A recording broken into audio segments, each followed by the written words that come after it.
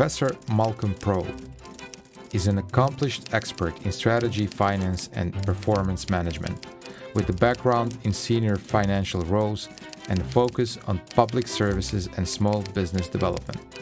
He has over 100 publications, making him a distinguished figure in his fields. He's the author of the book Global Climate Change, A Realistic View of the Future, where he proves that we face a disaster and it will be our own fault. This is Energy News Biz interview series. To support it, please check out our advertising options in the description. Thank you. And now, here's Malcolm Prowle. Who is Malcolm Prowle? Well, I obviously live in the United Kingdom. My background is in economics and finance, where I have had many decades of experience, and it's been a combination of working in different public and private sector organizations and senior management roles. And therefore, about 20 years, I worked for two of the big accounting and consulting firms in the world. It was KPMG and PricewaterhouseCoopers. So I worked both in the UK and overseas on a wide range of topics.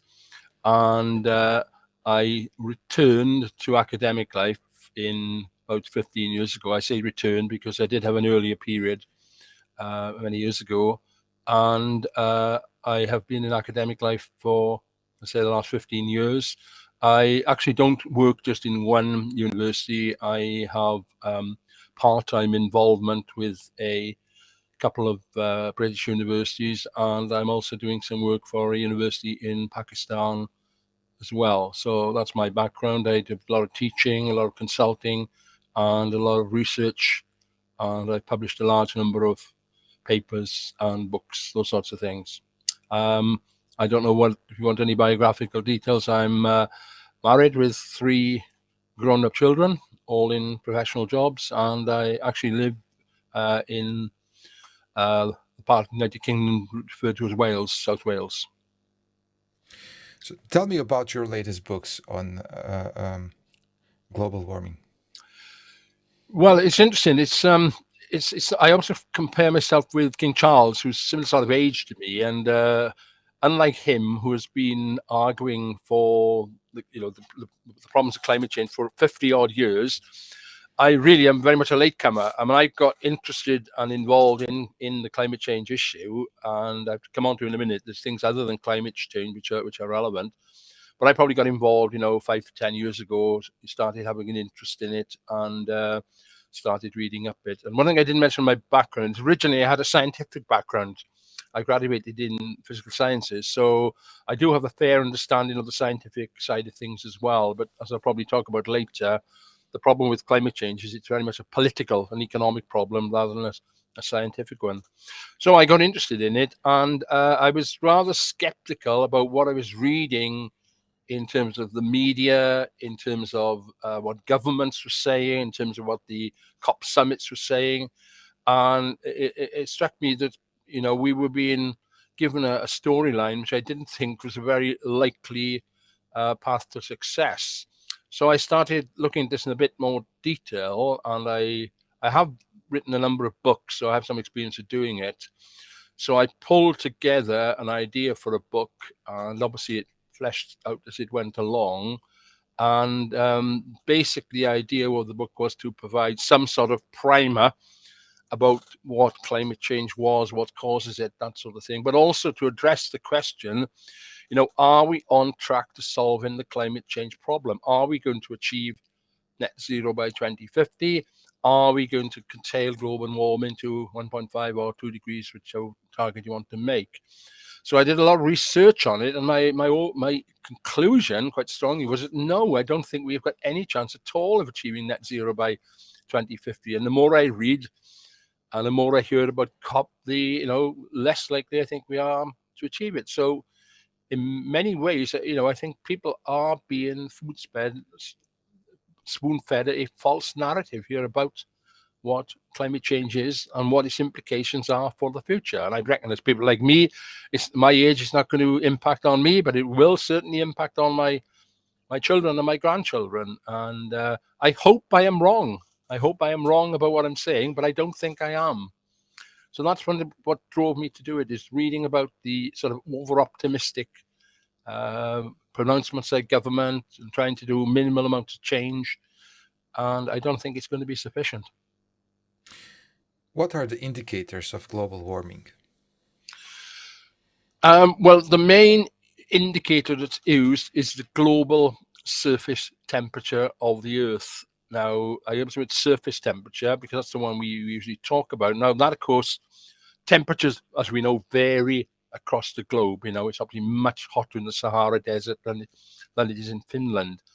But what the scientists do is calculate the average global surface temperature, and that's calculated by readings from all over the world.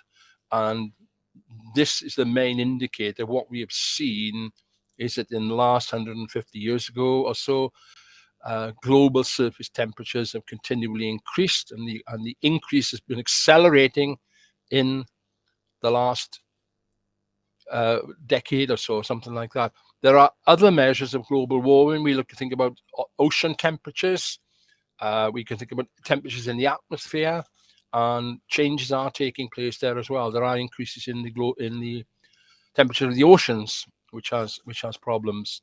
So that's the sort of main indicator of global warming, is global surface temperature. But the other thing is, what we see, of course, is not global warming, but the impacts of global warming. So we see the wild sort of weather, record high temperatures, record low temperatures, record numbers of storms. All of these sorts of things are indicators of the impact of climate change.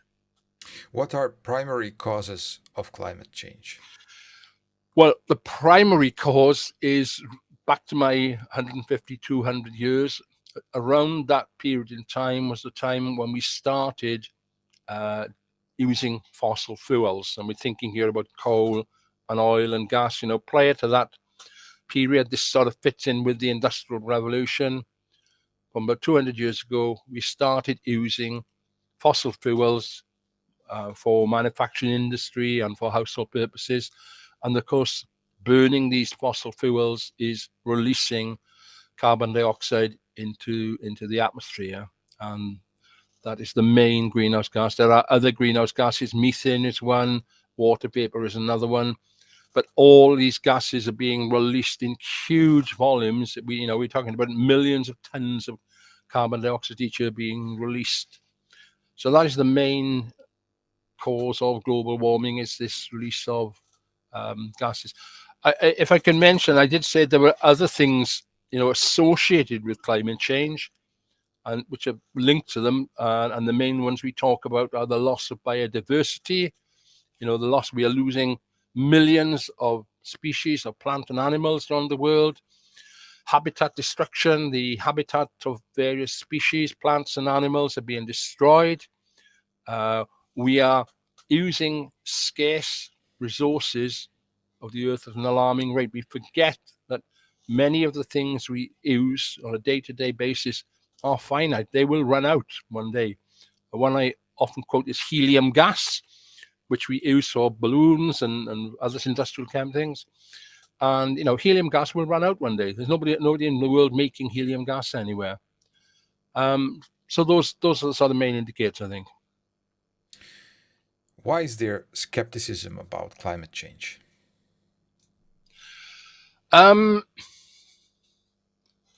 Well, that's a very interesting question, because I and a lot of people like me would say, what on earth are we doing here? It's quite clear. All the indicators show that temperatures are increasing. We can see it with our eyes, the impact of wild weather. We can see the desertification of land in Africa. We can see the polar caps melting. I think we would say, well, it's quite obvious, but you're quite right in pointing out there is a group of people who are in denial about this. And I have a chapter in the book about this specifically, and I talk about the different ways in which climate change denial operates. And one of them, of course, is that it's a conspiracy. We are all of us who are talking about climate change are in a conspiracy to avoid the truth. Now, it's difficult to imagine how we all get together to manufacture this conspiracy. But the problem with climate change denial is if you argue against it, as I do, you become part of the conspiracy. If my next door neighbor started to comment on climate change, he would be part of the conspiracy. So it's very difficult to defeat.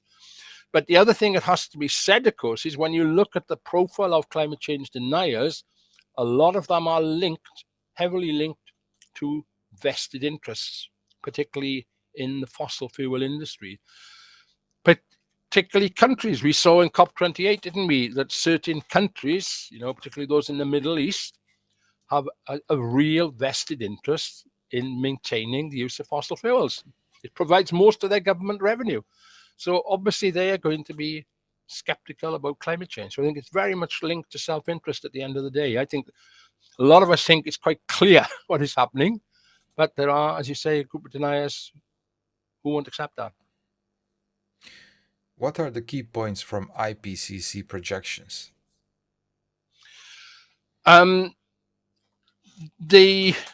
What it shows is they have a number of sustainable pathways which are based on assumptions about what will actually happen in terms of global warming. And, it goes from, I can't remember the precise title in front of me, but from the one where we get some control on global warming and we manage to limit it to perhaps 1.5 degrees or something like that, to other scenarios where, the temperature keeps rising and goes up to perhaps 3 or 4 degrees. Now that would be, catastrophic for many parts of the world. So I think the overall message would be if we do nothing, we face disaster, catastrophe. Even the best scenario at the moment is still going to cause problems in terms of rising temperatures, melting polar caps and these sorts of things. The worst scenarios are absolutely frightening. Can you explain the significance of the carbon cycle in climate change?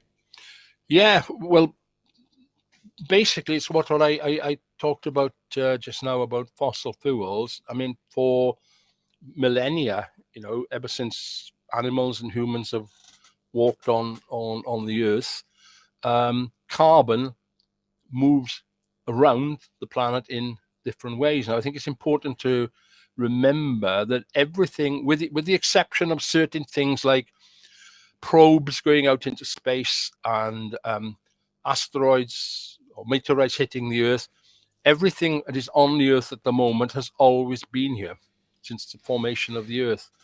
So the carbon that is on the Earth, in whatever form it is, has always been here. What happens in the carbon cycle is that the carbon changes where it can be found in the form it's in. So, for example, if plants, when they photosynthesize, it's well known, they absorb carbon dioxide from the atmosphere and they use that carbon dioxide to grow the plants. So that's just an example. So when the plant dies, that carbon goes back into the soil. So you see a cycle there of carbon dioxide from the atmosphere into the plant and then back into the soil when the plant dies. So that's one cycle. There are several cycles in the carbon cycle. Some involve carbon going into the ocean and then rising again. But the one that is new is the one I talked about, the fossil fuels, where we are taking carbon, which has been under the ground for millions of years, and we are taking it out, whether it's oil, coal, or gas, and we are burning it, and we are pumping that carbon dioxide into the atmosphere, where it will stay for thousands of years. It won't suddenly start to come back down again. We've pumped this carbon into the atmosphere. It's forming a sort of blanket around the Earth, and that won't change for a long, long time. So that particular cycle of fossil fuels is a sort of new one in the terms. Essentially, it's only happened in the last couple of 100 years. How does methane contribute to global warming? Methane contributes. It's also, I mentioned that it is another greenhouse gas. It's the second one.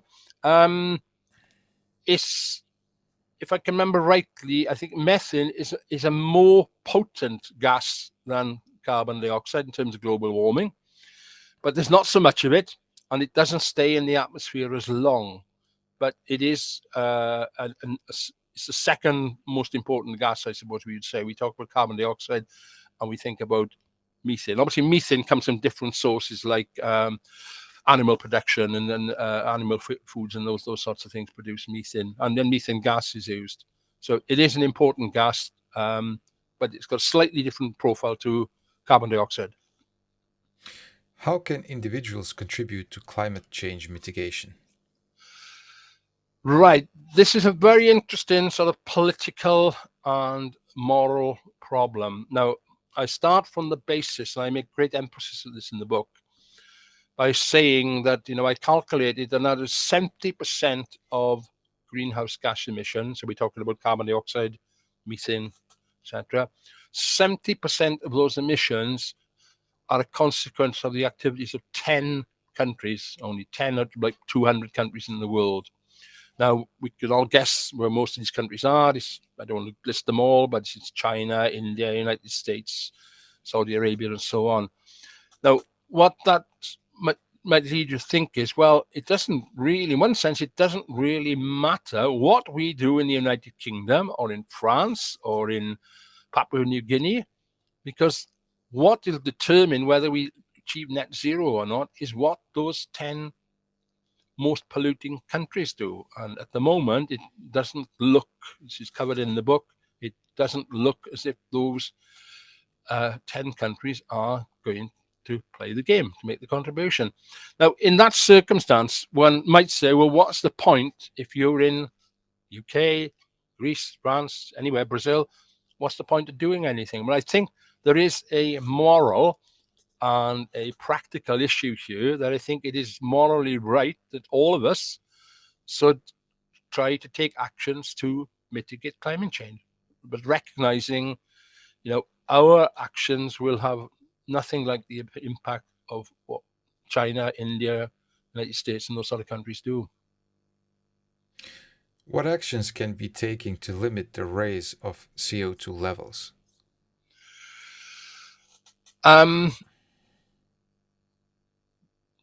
Obvious one is burning fossil fuels and the shift to renewable forms of energy. And, that was the big controversy in COP28, where there's, in the United Kingdom, for example, we've been doing quite a bit in terms of developing renewals and curtailing our use of fossil fuels, but we've still got a long way to go. And I think it's quite clear that other countries are not doing as much as we are. So energy is obviously a big one, but the issue is whether we can get there in time, whether we can actually achieve renewable energy in time to meet, this net zero by 2030, I think is very much in doubt. The other one I think is transportation. I often find it strange with people who are quite keen on the issues of climate change and taking actions, and they spend a lot of their life flying around the world, going long haul flights, and and air traffic at the end of the day is the most polluting form of transport. But there are other things as well, driving too much, flying too much, those sorts of things. There are other things, construction, a lot of greenhouse gases come out through construction work and cement. So there are lots of things there, but energy seems to be the sort of big one. Let's go a little bit further. What measures are major corporations taking to address their contributions to climate change, and how transparent are they about their carbon footprints? Yeah, okay. Now, this is a tricky one because we talk about the term greenwashing quite a lot, and a lot of I know I work with a number of companies, and I know they are making serious attempts at reducing their carbon footprint in various ways through energy and packaging and these sorts of things. And it has to be emphasized that those sorts of things can often be beneficial to the company itself in terms of its its profitability and its success. But it's also becoming important to companies because it's what their customers and their consumers are sort of expecting. I mean, customers start to look now when they buy things and think, well, is this really an ethical company? Is it a green company? So there are some companies, they say, are definitely taking actions, because it's of benefit to them or because they think it's the right to do. Others, I think, and I don't want to mention any names, are guilty of what we call greenwashing, which is coming up with headlines about how they've changed the method of production in such a way as to reduce the carbon footprint. But at the same time, of course, they're trying to sell you more product. And I mean, this is something I didn't touch on to your earlier question, but it's probably worth mentioning now. But I think the one thing we have to do, particularly in the rich countries of the world, is consume less. We waste huge amounts of food in developed countries. Lots of it go to landfill. We buy huge amounts of clothes. We've just had Christmas now where people bought huge numbers of presents. So we still are endlessly consuming the Earth's resources. And so back to my companies, what I mean by greenwashing is I say, yes, they may be making changes to their production process to reduce the carbon footprint, but they're still trying to encourage consumers to buy more and more product, which they probably don't really need. In what ways does climate change disproportionately affect vulnerable communities, and what efforts are being made to address environmental justice issues? Oh, right. Yeah. Well, I'm convinced about this. I've got this sort of saying that, in developed countries, as we proceed towards 2050 and this sort of things, things will become very difficult. No doubt about that, in terms of, energy prices and temperatures rising and these sorts of things. But, we'll probably survive. It'll be uncomfortable. People will complain. But when it comes to the poorer communities, the poor countries of the world, I think it will be catastrophic. I mean, we just have to look at it seems that parts of the world, particularly Europe and America, have a problem with migration, informal migration, people trying to cross into Europe, into the United Kingdom, into America, because of the state of their home nations. Now, I think one of the impacts of climate change is that certain countries in Africa and Asia, they will be unlivable there. The temperatures will be so high, the soil will be destroyed. People just won't be able to live there anymore. They will be trying to migrate. And those levels of migration will be far, far greater than they are at the moment.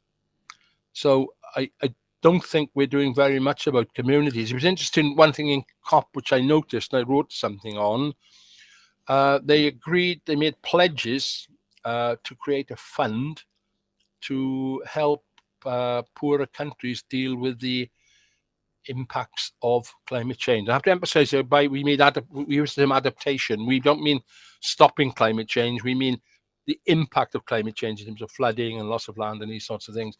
So they made pledges to set up a fund of £400 million. Now, leave aside the pledges don't often get met. The reality is that £400 million is an absolute drop in the ocean. Okay, the damage that's going to be done by climate change is probably £400 billion would probably be a more appropriate figure. But all they could come up with was £400 million to help poor countries deal with the consequences of climate change. I don't take it seriously. What breakthrough technologies are being developed to combat climate change, and how accessible are these innovations to different nations and communities? Yeah, okay. Right. I always have a degree of caution about technological change and climate change, because these technological developments may not happen. And if they do happen, they may happen on a much longer time period. So it's rather unwise to rely on unproven technologies as the solution for climate change, because if they don't happen, then we've got a real problem.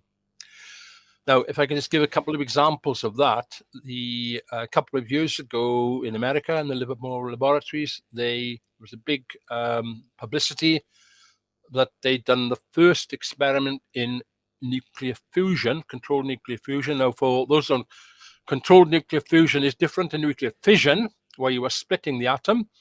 It's like the hydrogen bomb, where you are fusing molecules together, helium molecules, to make energy.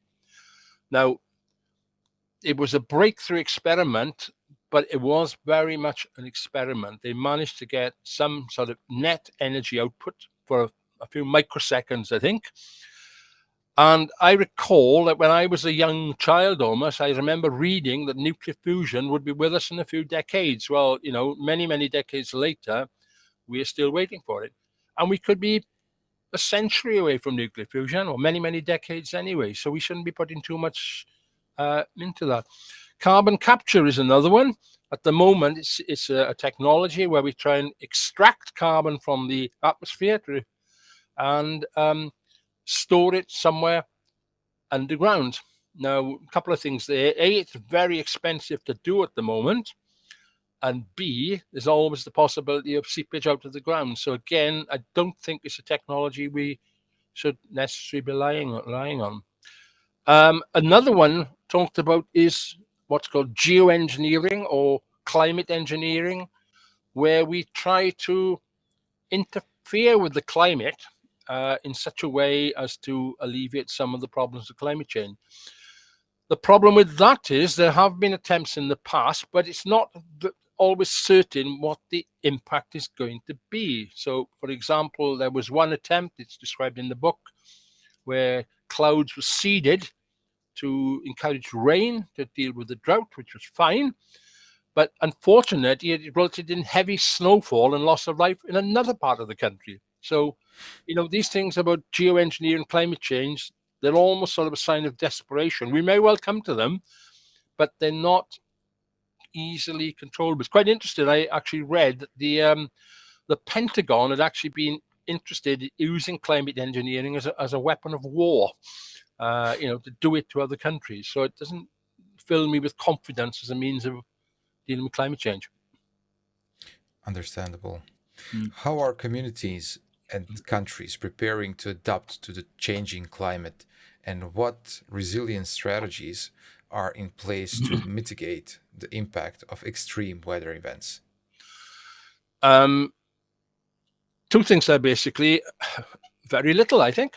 I mean, in the United Kingdom, for example, 1/3 of people don't think climate change is a problem. I think that's the right figure. Other people are concerned about it. And I know a number of people, friends and colleagues of mine, who are actively involved in groups promoting recycling and these sorts of things. But one of the problems, I think, and I do mention this in the book, is I think some people think all you have to do is buy an electric car, eat a bit of vegan food, and recycle some plastic bottles, and that'll do it. And, that's nowhere near what needs to be done. So at the and I think it's back to where we came in, really. They are being fed a diet from government and the media that it's all under control. We'll get to net zero by 2050 if we carry on as we are, and I don't think we will. To be honest, I don't see any. I mean, but just one point of terminology. I think when you talked about mitigation is actions taken to stop the climate changing. To deal with the consequences of climate change, we talk about adaptation. So, for example, flood defenses is an adaptation to stop that. So, what resilient factors? I don't see very much at all. There are certain things where we know on coastal areas, climate change is likely to cause cliff erosion, that sort of thing, and things are happening there. There's certain villages we know in the United Kingdom are going to be flooded in 20, 30 years' time. So certain things happening there, but beyond that, I don't see very much, quite honestly, in terms of resilience. And back to what I say, I don't think people have an expectation, an understanding of what it's likely to be in 20, 30 years' time. And I think the costs of, I mentioned my background is in finance and economics. and I've discussed this with people, I mean, the costs of dealing with the consequences of climate change are probably astronomical. Yeah. How has funding for climate change research evolved? And are there concerns about political or corporate influence affecting the objectivity of scientific studies? I'm not sure about this, but the thing about is there seems to be a lot of research going on, and a lot of good research going on. The problem is it isn't being acted upon. I mean, COP has plenty of good scientists producing good data, and we see warnings all the time about the scientific findings, but it just doesn't get acted upon. That's one of the problems there. And we talked about corporate influences. Well, yes, we're back to climate denial. One of the things in the book, I talk about the different ways in which climate skeptics operate. And for example, they point to the fact that there was 1 year where the temperature dropped a little bit, even though it had been rising for the previous 10 years and it's carried on rising. In 1 year it dropped. Now they pounce on that and say, there we are, we told you there wasn't global warming. And the important point is, we have to be honest here. Scientists don't fully understand climate physics and chemistry. It's a very complicated subject. We're learning all the time from the research, but we don't have perfect answers. So, little blips like the temperature dropping for 1 year is something which wasn't expected. Now, the more research is done, hopefully the data will get better. We will have a better understanding, and some of the scientific predictions will be more accurate. But at the moment, we've got to look at long-term trends, not little blips which pop up occasionally. What collaborative efforts are being made on international scale to address climate change, and how effective are these partnerships in driving meaningful change? Well, the main forum, of course, is COP. That's the one that brings all of the countries of the world together. I'm not sure how much collaborative effort it actually produces between countries. There are other examples, of course. So in Europe, we have the European Union, which is, I think it's 28 nations. And, the EU Commission is taking a strong role in fostering, climate change policy for EU countries. So I think that's an example there. There could be other examples in other parts of the world, perhaps South America, I'm not sure. But I think the EU is probably the best example of many countries working together on climate change strategy.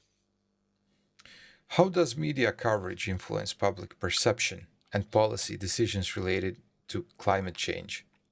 And how can the media be held accountable for accurate and unbiased reporting on environmental issues?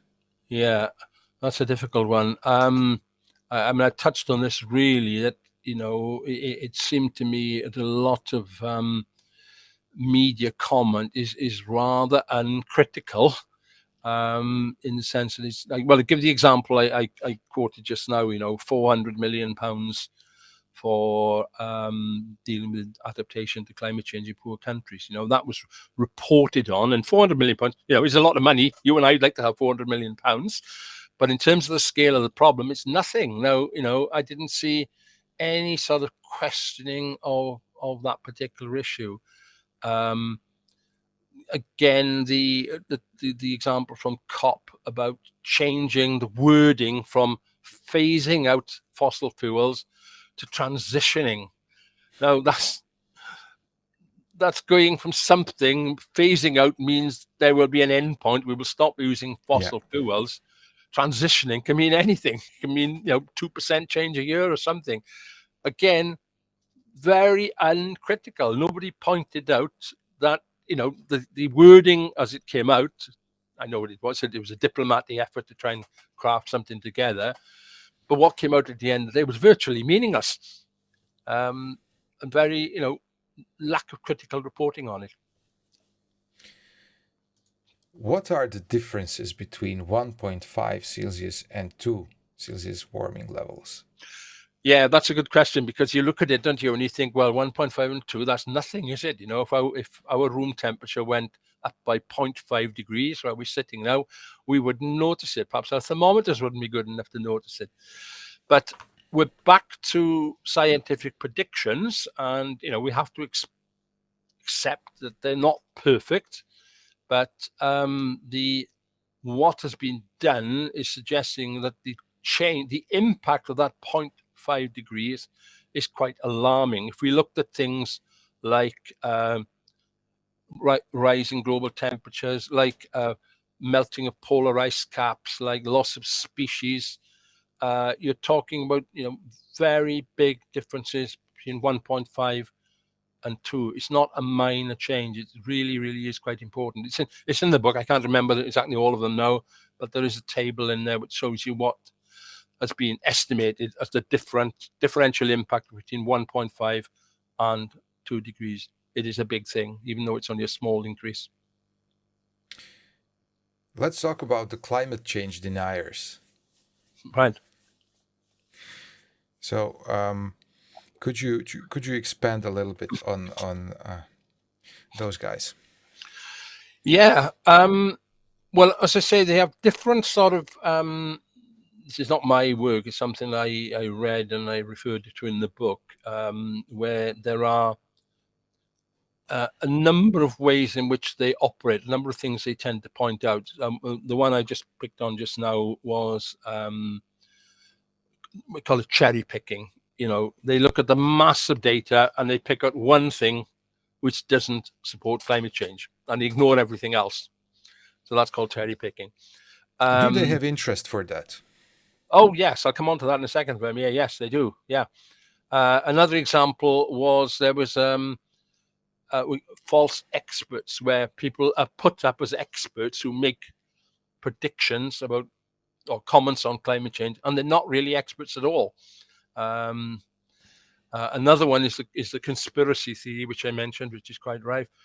But the key thing is, I think that if you look, well, not just me, but everyone, if you look at the people who are involved in climate change, they may either be it's potentially a political issue on the one hand, because it appears that certainly in the United States and in the United Kingdom and probably other countries, is that skepticism about climate change is much higher on the right wing of politics than on the left wing. And I think there's a number of reasons in that. They don't like government interference. They don't want to spend too much public money, these sorts of things. But a lot of climate change denial is driven by political views, particularly on the political right. And the other thing, as you implied, really, is vested interests by commercial companies who would suffer badly from climate change, actions to mitigate climate change. And the obvious ones there are the fossil fuel industries themselves. And it's interesting because they've been coming up with similar sort of arguments to what took place quite a few years ago in relation to smoking cigarettes, when we started having evidence about how harmful cigarette smoking was to health. And the tobacco industries tried for many, many years to counter that with false messages. So I'm going to give you one example they came up with. They said, well, smoking can't be the cause of lung cancer because people died before there was before smoking had been invented. Well, of course, that's nonsense. There's always been lung cancer, but the evidence shows that it's made much worse by smoking cigarettes. But they spent many, many years and decades trying to deny those scientific facts. They're proven now. Nobody denies it anymore. COP meetings. Your opinion on those?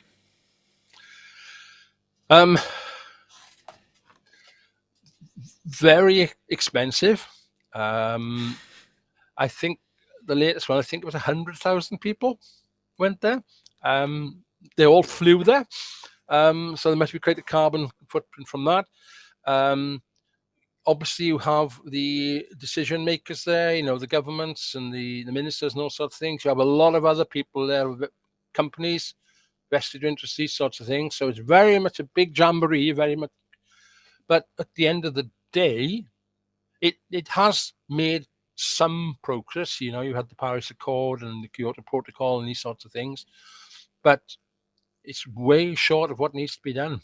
Way short of what needs to be done. And we saw it now recently with this thing about fossil fuels, changing it from phasing out to transitioning. So, and it's not just me saying this. All the commentary from the scientific community after COP was just saying the same thing. It's too little, too late.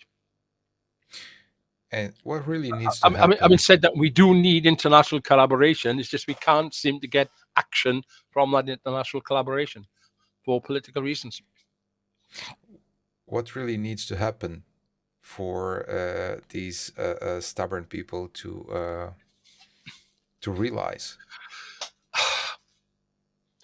The honest answer, I don't really know. I mean, it's a problem, isn't it? Because particularly in democracies, and I can take United Kingdom as an example, and I know a number of politicians. They fear that if they took actions, the sort of actions which are really needed to have an impact on climate change, they would probably lose votes, and they would probably lose the next election. And and the next government coming in then would probably do the same thing. They may then realize they have to take some actions, and they may lose votes. So I think that's a real problem with democracies. I think we see it in America as well, where politicians just don't want to be too challenging because they fear they will lose power. And I'm not sure what you do about that. And I'm not advocating totalitarian states. I'm just saying that is a problem with our political process. Alternative economic models, common good economy matrix, donut economics, post-growth economy. Can you explain these terms?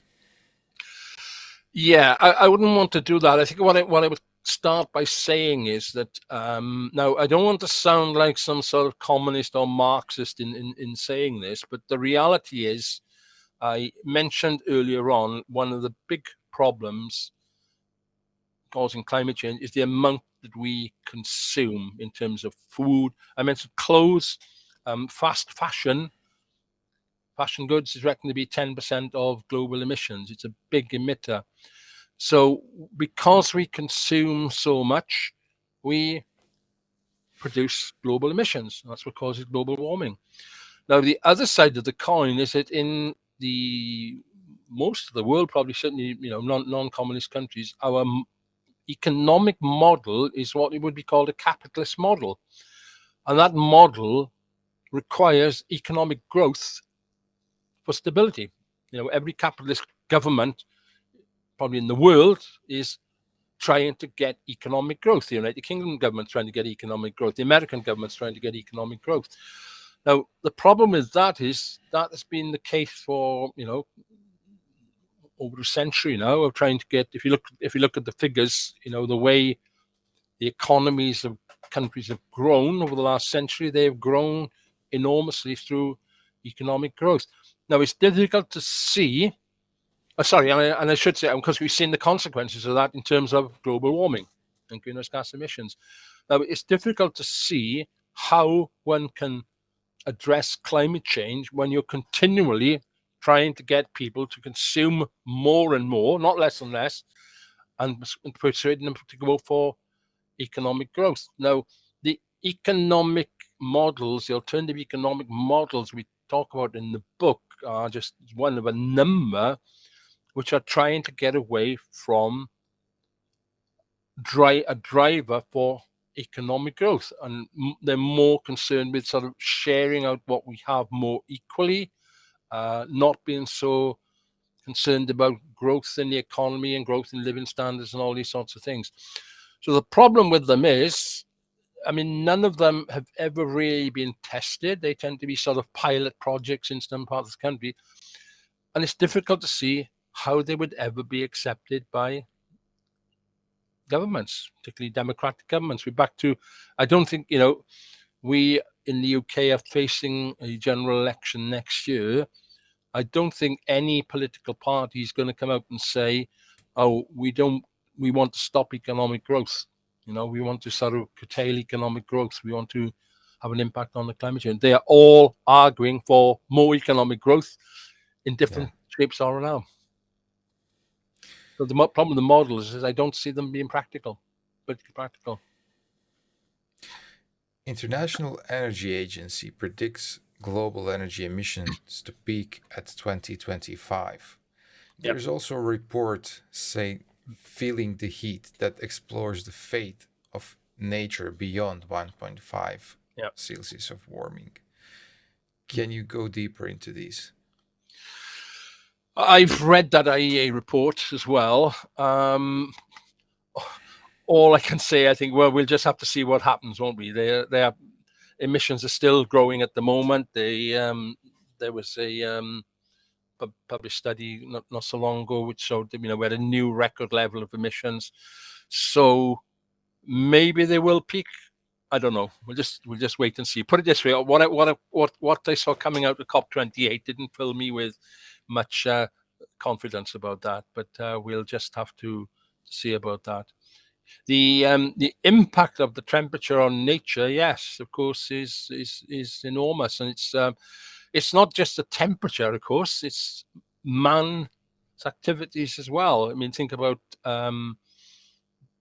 over farming on land, which is destroying the soil, cutting down forests to make timber. All of these are also impacting on biodiversity as well. But the temperature, another example is, I mentioned, we talk about increases in surface temperature, but at the same time, we are seeing increases in ocean temperatures as well.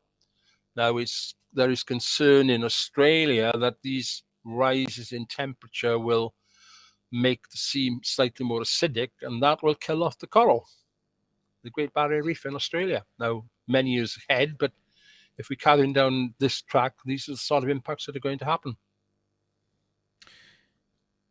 Your comment on hydrogen hype. Mm-hmm.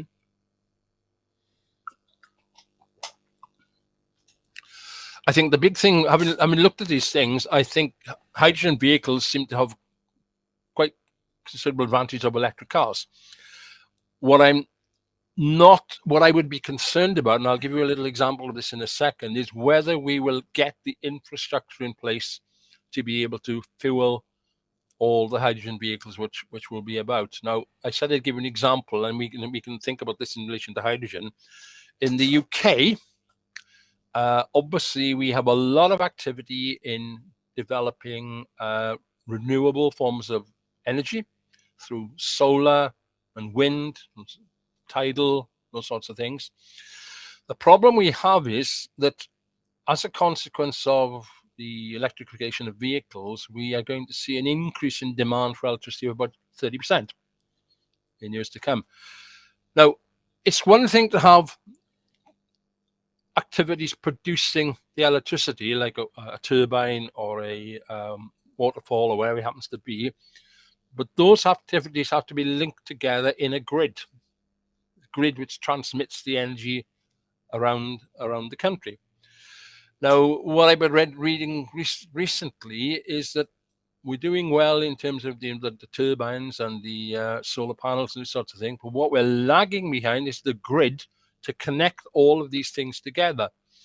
And this report said that to meet our targets by 2030 for renewable new energy, we will have to do more in terms of developing the grid. And by the grid, I mean, transformers and pylons and cabling and these sorts of things. We will have to do more in the next 7 years than we've done in the last 30 years. And that's the scale of it. And there are big political problems there.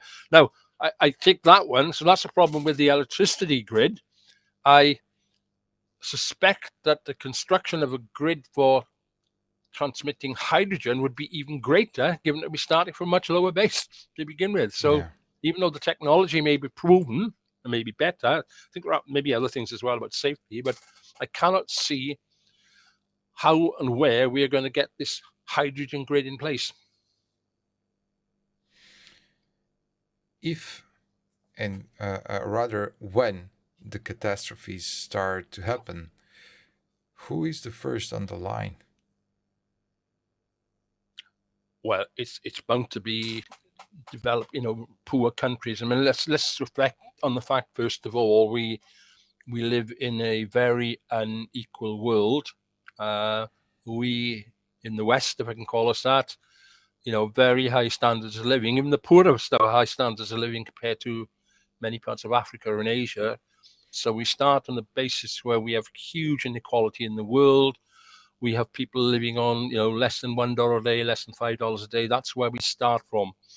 Now, if we add in climate change and the impacts of climate change on things like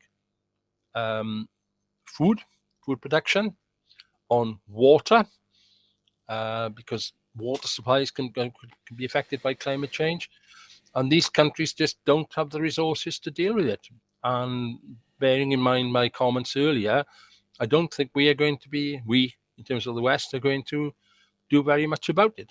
If £400 million is the best we can do, that's not going to go very far to help those countries. So, and this is where I come back to migration, because these countries, people there, it's possibly going to be impossible for them to live there. The temperatures will be too high, the water supplies won't be there, and the food won't be there. They will be forced to try and migrate to more temperate climates. And then we're into some big political and economic problems there. What do you see as a solution to all of this? And is there one? Interestingly, I read a book on climate change once by it was actually a climate change scientist. Very good book in a sense, but it came to the back, and final chapters, what we should do about it. And his comment was correct, but I have to say naive, because he said what we need is better global governance on climate change. We need better working there. Well, of course we know that, but how we do it, we don't know. And we have enough difficulties at the moment on the international situation with Ukraine and with Gaza and these sorts of things. And I mean, climate change seems to fall into that box. It's a very difficult things to deal with.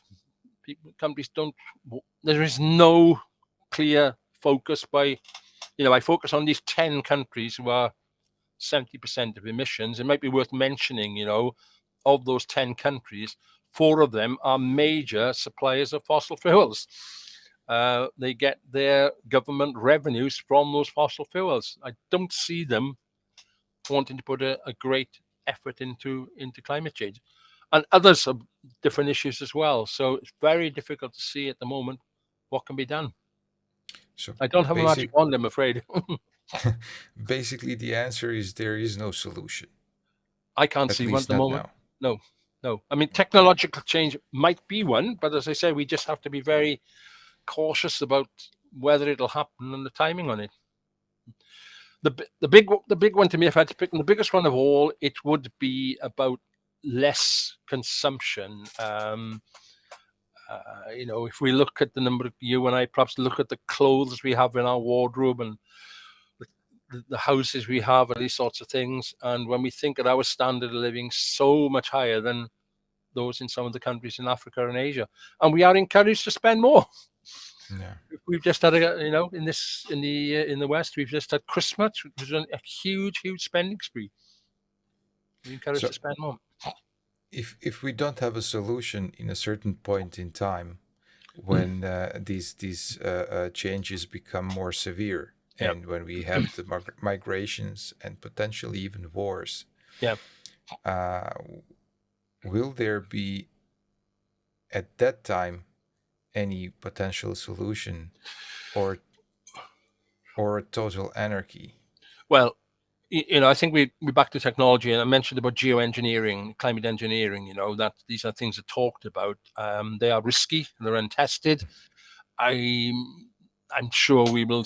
I'm sure I won't be around then, but we will start doing those sorts of things to try and do something about the climate. It's talk about shielding the sun's rays from the atmosphere and these sorts of things as well. At the moment, we don't have the technology. Maybe we'll have the technology in the future.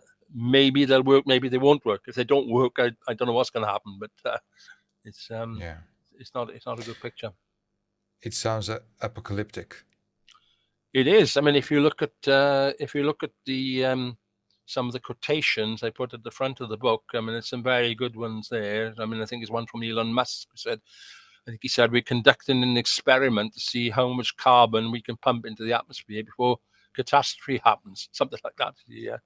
And those are really good quotations. Going back to consumption, there's a quotation I put in from Mahatma Gandhi, where the Indian, where he made the point, well, he said the earth has everything we need, but not everything to meet our needs, but not everything to meet our greed. So true. True, yeah. Thank you, Malcolm. Okay. Thank you for a very insightful interview. Good. Okay.